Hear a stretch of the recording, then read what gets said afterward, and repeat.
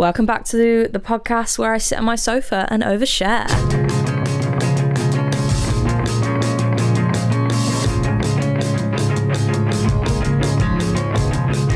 Hello, welcome back to Publicly Spiraling, episode 3. We're here, it's episode 3, we made it, another month. This time we have a pop shield. I already had the pop shield, but I didn't like the way that it looked, but the popping was a problem. So here we are, pop shielded up. Today's episode is a good one, if I do say so myself, because I am currently in my I hate music and want to disappear into the woods phase. It's a really fun phase that happens maybe every 3 months for me. And also I quit my job. So, if you could stream my music or go buy some merch, that would be lush. Because I am poor now. I wanted this episode to be a little bit more honest. A little bit more honest because I just feel like online musicians aren't truthful. And I'm guilty of that. We kind of pretend that everything is lush online. And that's not really the case. You don't really see the in between periods where we are often burnt out and questioning everything that we are doing. So I'm going to talk about that today. So welcome. We're going to talk about burnout, independent artist life, just the absolute state that the music industry is in right now, which isn't good. So life update, I am in a creative slump, lads. Come on. It happens all the time and no one ever talks about it. And I've been talking about it with a couple other musicians actually that have reached out, because I've been putting some stuff on my stories hey, I'm not writing again, how fun's that? And it's a common thing, it's not just me. I think it's definitely to do with the state of the industry and what it's become thanks to TikTok and just the whole how you become a musician now and what people look for in a celebrity and in a musician has changed completely. So that is our main topic today. Our main topic is burnout and being an independent musician. How fun, right? Really fun. So people romanticize being an independent artist online. I think you kind of have to cope and to also make it seem fun, because often most of the times it's not fun, but we enjoy doing the music part, so you have to do the rest of it. As I've mentioned on this podcast before, being an independent artist is amazing. Having a full creative control is brilliant, and being able to connect with the fans properly and be in charge of your art is so good. But there's the constant stress, the never switching off. I have spoken about this extensively, so I won't go too deeply into it, but it is a lot, and at some point all of that work becomes too much. And I am neurodivergent. I have autism and ADHD, so I get burnt out very easily. I can hyperfocus on things and get stuff done, but eventually it's going to lead to a burnout, and being an independent artist does not lead well with that. Because there's a lot I have to do all the time. So much time goes into things that aren't actually making the music, which sucks, because making music is the best bit. That's the thing, that's the reason we want to all do this. I also really enjoy making music videos, making branding, making a world around a project, but the music is first and foremost why I do this, obviously. And it can sometimes mean that you're never actually doing the music. which sucks. Not to mention there's just like a constant pressure to post all the time, like so much. I've been doing really good at it lately, actually. I was consistently posting twice a day for like 3 or 4 months, and it unfortunately works. It really does work. And then I went down to about 1 post a day, and now I'm at none because I burnt out and I didn't want to do it anymore. It can feel so disingenuous to have to advertise your art, and especially when my songs are so personal to me and about like really tough things sometimes that I've been through. It can feel it just sucks having to be like, hey, listen to this song, guys. Hey, have you ever been in this situation? It's like that Logic song from back in the day that's like all about like the suicide prevention line, and it's like, who can relate? Whoa. That's me. That's how it feels when I'm like, this is my song, listen to it on TikTok. It just feels fucking ridiculous, and there's like so much pressure to post because it does work, but like I'm literally one person, and I work another job that isn't this. Well, not anymore because I quit it. Yeah, music just becomes like secondary to content sometimes, which is not an enjoyable way to live. And it's because of TikTok, really. Like, TikTok has changed the way that music is consumed. Everything is like very fast paced now and instant, and then we're obsessed with it, and then we get rid of it.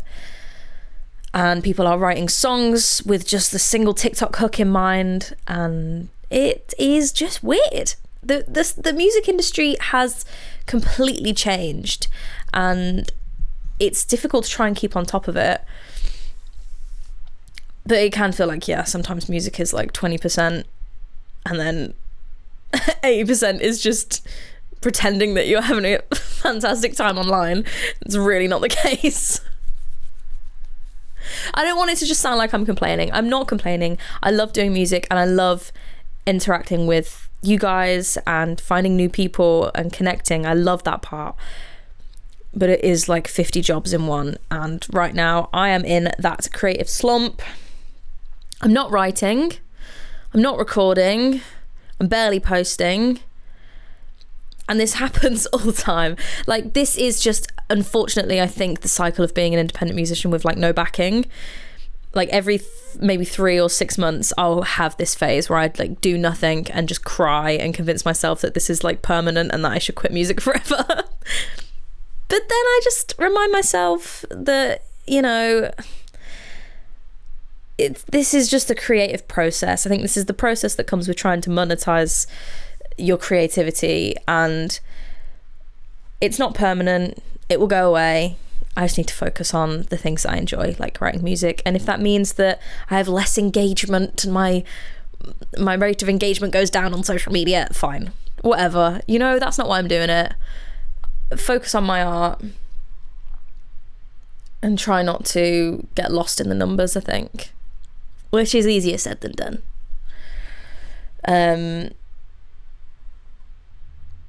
Yeah, I also wanted to sort of talk about like internet culture now, you know, talking about how messed up the music industry is. The culture around like celebrities and musicians has changed so much, and it's kind of terrifying, especially for female artists. People turn on female pop artists like nothing I've ever seen before. I have been very deeply intertwined with fandom culture, stan culture, since I was like 13. Used to have, as I said, a Vamp stan account. I had a Fifth Harmony stan account at one point. I had an Ariana Grande stan account at one point, okay? I know that people have been crazy forever, but I just don't think it's ever been like this. Women now have to do literally everything perfect, and not to sound like a Republican, an American Republican, but like, cancel culture's crazy. I don't believe that cancel culture is real. People don't ever get actually cancelled. You know, abusers like Chris Brown still have a career and tour the world. But the concept that you have to be perfect, otherwise you're the worst person in the world, is kind of destroying like celebrities and fame and pop culture. It's not fun. It's really not fun. Like, Chappell Roan famously just gets torn down for anything that she does because people have decided that she's rude for asking for boundaries. Sabrina Carpenter got briefly cancelled for, I think she called, I'm gonna word this wrong, but the thing that happened at Coachella where someone did like a chant or something that was like part of their native culture. Slay, do that. But Sabrina didn't know and then called it weird, I think, and then everyone was like, I'm so disappointed in her. I can't stand. And like Olivia Dean, she was up and coming, and then everyone was like, she's actually really conservative and that's not okay. She wears long skirts. Olivia Dean got cancelled for wearing long skirts. It's just mental. What have we done? What have we done where women are getting cancelled for nothing and male artists can do anything and be completely fine? It's crazy. We need to sort this out. I can't live in a world where I miss when celebrities were toxic. I miss when people had arguments on Twitter. Do you remember when Zayn and Naughty Boy were fighting with Louis Tomlinson on Twitter? That was sick. I want to see all the messy stuff. Now people are too scared to do anything and they're all perfect and it's not fun. The industry is messed up. Okay, the industry is messed up, and the only way to succeed now is to be a man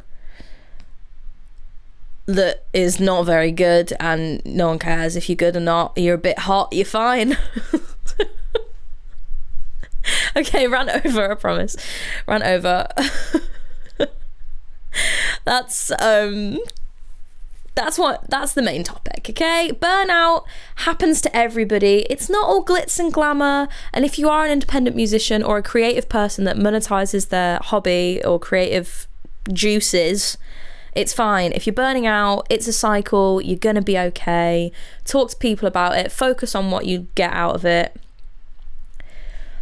Comment if you've had a burnout, your experiences with burnout, your advice to get through it, and what you think about Zayn and Naughty Boy versus Louis Tomlinson. Thank you. That would be really fun to look through. Okay, moving on to the Chronically Online section, everybody's favourite section. We got a couple things to touch on. I have been clipping these Chronically Online sections and have received so much backlash on TikTok. So I'm going to continue to do it because I love annoying people on TikTok that cannot critically think. So we're going to start off with Zara's remix album, Girls Trip by Zara Larsson. I love it. Of course, it's had some backlash where people are like, we didn't want this, we wanted new songs. Overconsumption, final boss, truly. I think it's great. I really love this new trend of remix albums. Loved Charlie XCX's remix album. Love this one. I think it's so fun to get other artists to completely change up your song. That's so fun.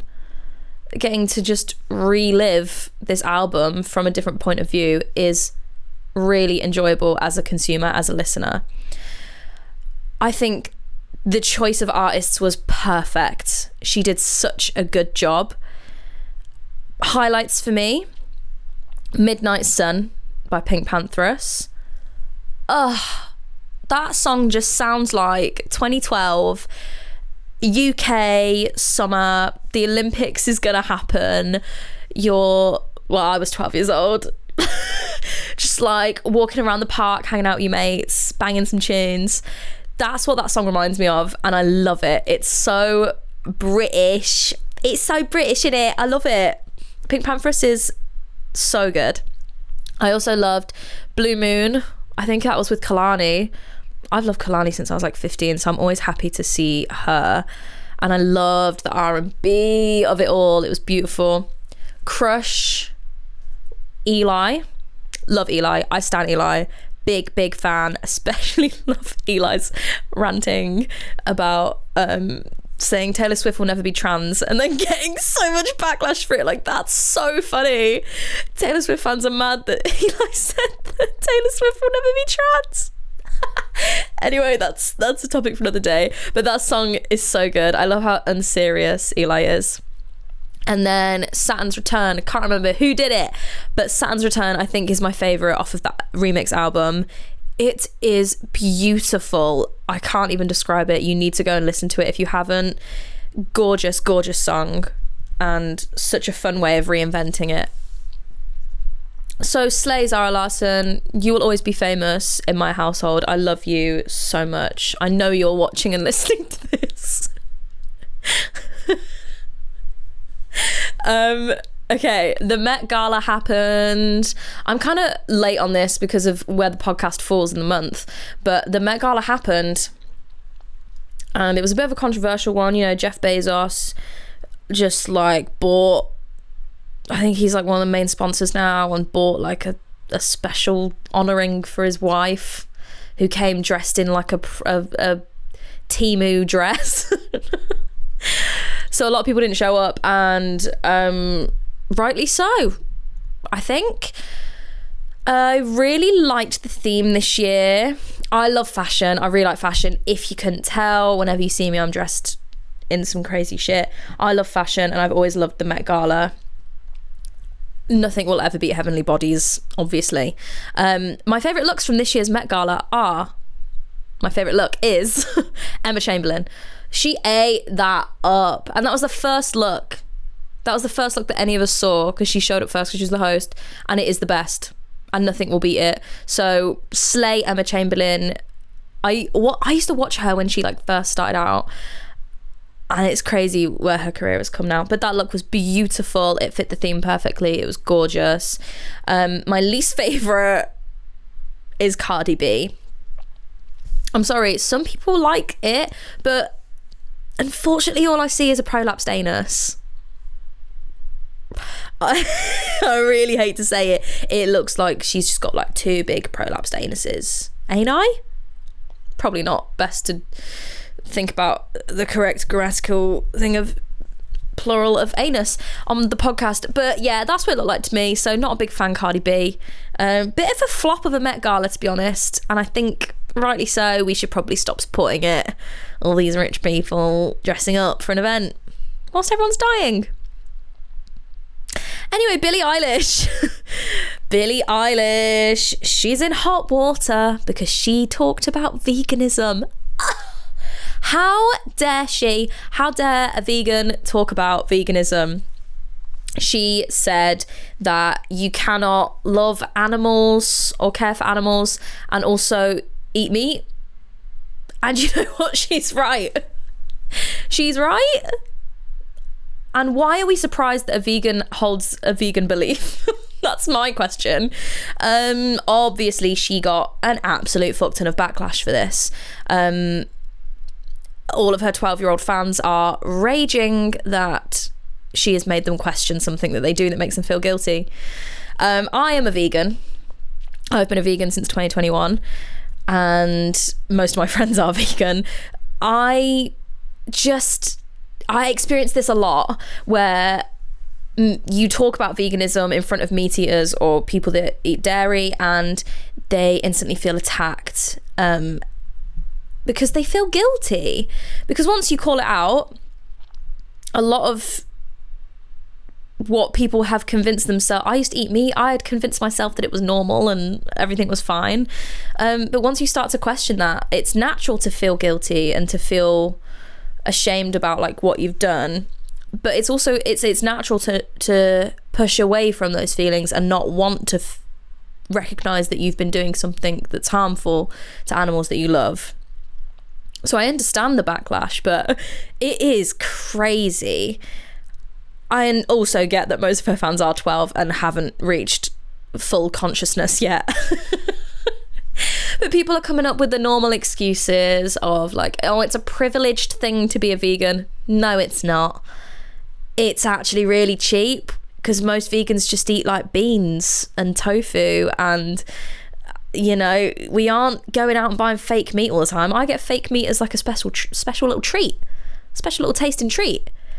It's really cheap and easy to be a vegan, and it's available to most people. There's like, yeah, all the usual excuses of privilege and all, but people in like rural tribes that I'm not a part of can't be vegan. Okay, what about you, girl? What about you? I've seen some people some YouTubers and other people that I like being like, oh no, Billie Eilish is wrong. No, you are wrong. You are incorrect. You cannot love animals, claim to love animals, and then eat them. All animals are slaughtered. There is no humane way to murder an animal. And you are a hypocrite if you think that a dog doesn't deserve to be killed, but a pig does. Fight me in the comments, okay?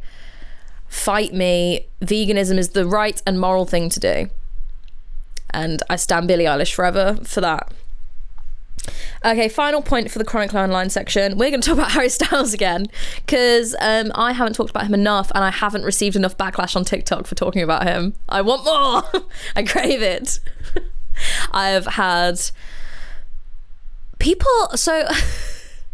Harry Styles is on tour, okay? Harry Styles just played his second show last night for his new tour for Kiss All the Time, Disco Occasionally. And it is boring. It's really boring. He's flopped. He has unfortunately flopped. It's just a lackluster performance. He doesn't have the same energy. Yeah, he is older, but hello, look at literally any woman that is still old and still doing dance and doing dance routines. Any woman that is the same age as him. Beyonce! Look at Beyonce. Okay? Beyonce's doing the most insane dance routines, insane vocals, performing, giving energy, and she's much... I don't want to say much older because I'll get attacked, but she's older than Harry Styles and been in the industry longer and done bigger tours.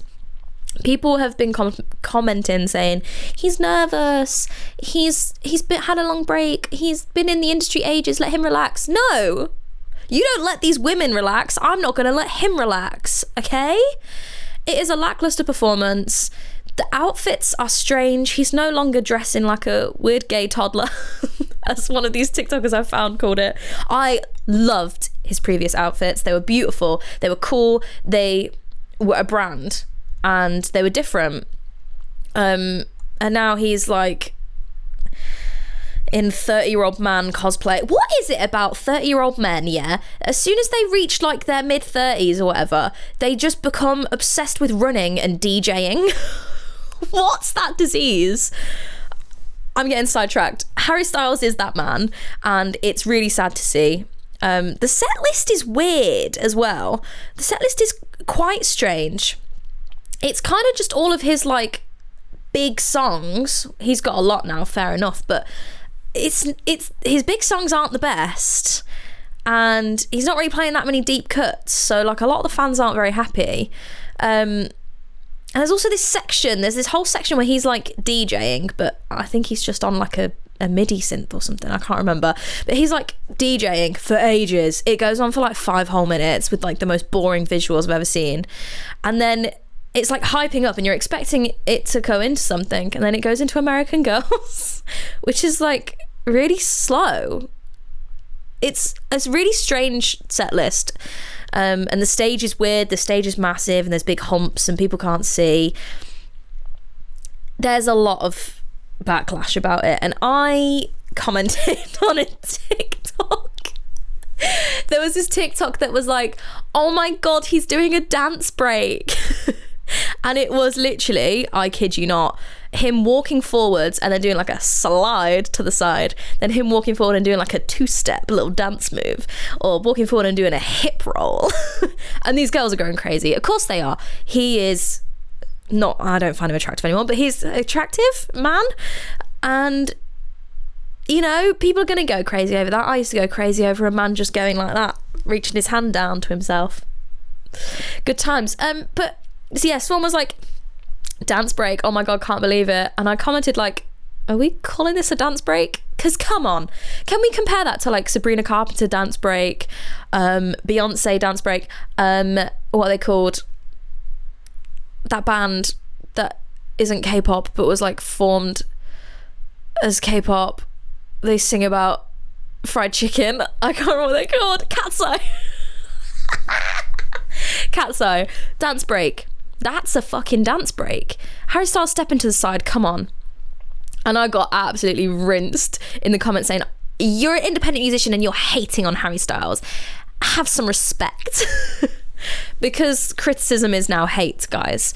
You cannot criticize a man because that is hatred, but you can drag down a woman for a simple thing. What world do we live in? Yeah, I feel like Harry Styles is over it. He should have stopped on his last tour. He's now gonna be a bit of a flop, I think, and I think he's gonna get put in the Kia Asylum a little bit. Expensive tickets, lackluster show, ugly merch, like it's just not happening, Harry, and I'm sorry. You hate to see it. You hate to see twink death. Oh yeah, plus he's engaged to Zoe Kravitz now, so people ain't happy about that. I don't really care about that. He can be engaged to whoever he wants. R.I.P. Harry Styles. That was a proper ramble. I'm sorry. No, I'm not sorry. That's what this podcast is. Okay, hyperfixation of the month. It is currently The Last of Us. I started the series because I finally got access to HBO thanks to my brother, and I've been looking back at like what changed between the series and the game. I used to love the game so much, both the games, I loved them, and the first series of The Last of Us is fantastic. I love it. I know it doesn't have a great reputation online, but I think it was really good. Apparently the second season is awful, but we'll find out. I'll keep you updated. But yeah, that's currently my hyperfixation. I can feel Off Campus trying to claw its way in. I've not read any of those books and I've not watched it, but I keep getting clips on TikTok and I fear that beautiful woman in the J-Lo dress is going to make me hyperfixated. So I'm probably going to end up reading those books and watching that series. So that might be the hyperfixation of next month, I think. I'm just a sucker for a romance. Romance is my favourite book genre, although I don't know if there's any enemies to lovers, and that is the best. Anyway, I'm in such a rambling mood. Thank you. That has been the third episode. Thank you for joining me for another episode of Publicly Spiraling. If you are burnt out, confused, creatively spiraling, or considering disappearing into the forest, welcome. Please comment your thoughts and feelings. Despite literally everything I've said in this episode, I will continue to make music because I love it and I don't think that I could stop doing it if I tried. Please listen to Learning How to Live. Leave me your questions for next month and pray for my bank account now that I've quit my job. Thank you. See you next month. Bye.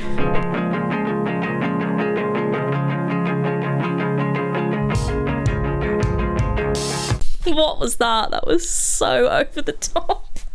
I just rambled for so long. Oh my god, it was only half an hour. I was talking for that was so fast. I'm gonna watch this and it's gonna be like on 2 times speed, like Chipmunk. The ADHD is strong today. It's been a busy day. Okay, bye.